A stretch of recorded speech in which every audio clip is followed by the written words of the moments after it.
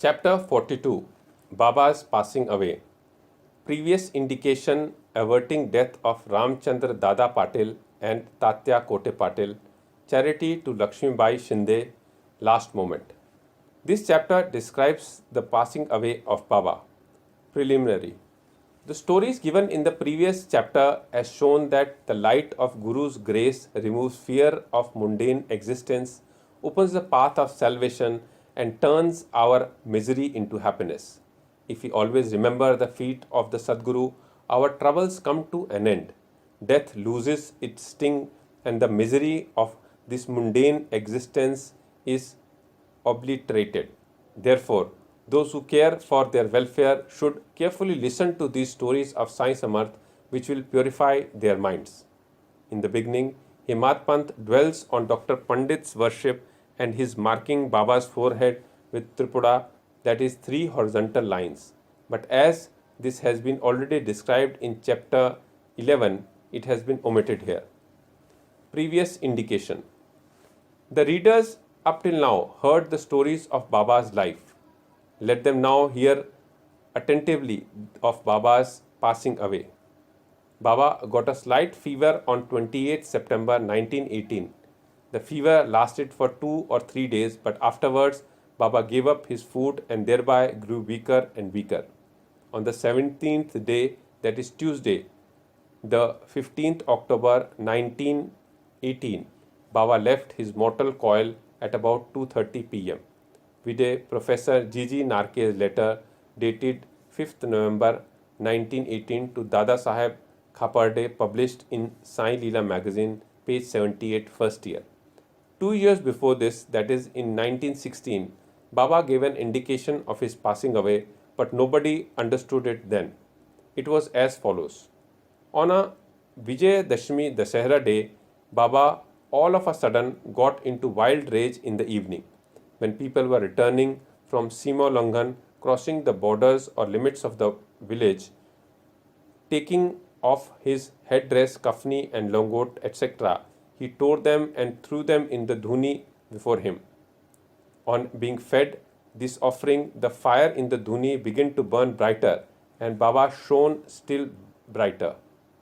He stood there stark naked and with his burning red eyes shouted, "You fellows, now have a look and decide finally whether I am a Muslim or Hindu."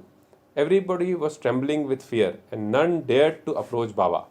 After some time, Bhagoji Shinde, the leper devotee of Baba, went boldly near him and succeeded in tying a langot waistband around his waist and said, "Baba, what is all this?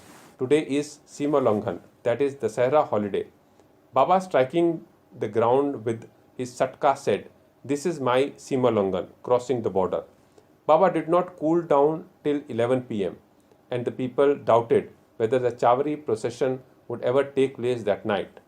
After an hour, Baba resumed his normal condition and, dressing himself as usual, attended the Chavari procession as described before. By this incident, Baba gave a suggestion that the Dasahara was the proper time for him to cross the border of life, but none understood its meaning then. Baba gave another indication also as follows. Averting death of Ramchandra and Tatya Patil. Sometime after this, Ramchandra Patil became seriously ill. He suffered a lot. He tried all remedies, but finding no relief, despaired of his life and was waiting for the last moment. Then, one midnight, Baba suddenly stood near his bed. Patil held his feet and said, "I have lost all hopes of life. Please tell me definitely when I shall die." Merciful Baba said, "Don't be anxious. Your hundi death warrant has been withdrawn and you will soon recover. But I am afraid of Tatya Patil. He will pass away on Vijayadashmi of Shaka 1840-1918 AD. Do not divulge this to anybody, nor to him, for he will be terribly frightened." Ramchandra Dada got well, but he felt nervous about Tatya's life, for he knew that Baba's words were unalterable and that Tatya would breathe his last within 2 years. He kept this secret, told it to none. but to Bala Shimpi, a tailor only. These two persons, Ramchandra Dada and Bala Shimpi, were in fear and suspense regarding Tatya's life. Ramchandra Dada soon left his bed and was on his legs. Time passed quickly. The month of Bhadrapad of Shaka 1840-1918 was ending and Ashwin was approaching. True to Baba's word, Tatya felt sick and was bedridden, and so he could not come for Baba's darshan. Baba was also down with fever. Tatya had full faith in Baba. Tatya's illness began to grow from bad to worse, and he would not move at all but remembered Baba. The predicament of Baba began to grow equally worse.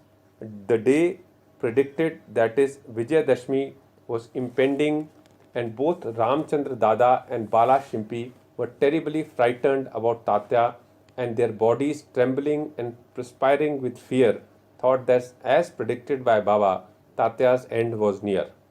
Vijayadashmi dawned and Tatya's pulse began to beat very slowly, and he was expected to pass away shortly. But a curious thing happened. Tatya remained, and his death was averted, and Baba passed away instead. It seemed as if there was an exchange. People said that Baba gave up his life for Tatya. Why he did so, he alone knows, as his ways are inscrutable. It seems, however, that in this incident Baba gave a hint of his passing away, substituting Tatya's name for his own. Next morning, 16th October, Baba appeared to Dasganu at Pandharpur in his dream and said to him, "The masjid collapsed. All the oilmen and grocers of Shirdi harassed me a lot, so I leave the place. I therefore came to inform you here. Go there quickly and cover me with bakkal flowers." Dasganu got the information also from Shirdi later. So he came to Shirdi with his disciples and started bhajan and kirtan and sang the Lord's name throughout the day before Baba's Samadhi. Himself weaving a beautiful garland of Lord Hari's name, he placed it on Baba's Samadhi and gave a mass feeding in Baba's name. Charity to Lakshmi Bai. Dasahra or Vijayadashmi is regarded by all the Hindus as the most auspicious time, and it is befitted that Baba should choose this time for his crossing the borderline. He was ailing some days before this, but he was ever conscious internally.